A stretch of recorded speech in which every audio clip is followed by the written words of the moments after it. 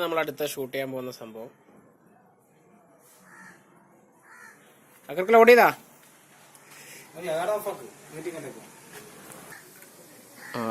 ഇതാണ് നമ്മുടെ തോക്ക് എയർഗൺ 7.7. ഇത് ഞങ്ങൾ ലോഡ് ചെയ്യാൻ വേണ്ടിയിട്ട് പോവാണ്. ഇതാണ് പല്ലറ്റ് എന്ന് പറയുന്ന സാധനം. ഇതാണ് ഇത് നമ്മൾ ലോഡ് ചെയ്യാൻ വേണ്ടിയിട്ട് പോവാണ്. ലോഡ് ഹെയർ ഗണ്ണിലേക്ക് ചെയ്യും.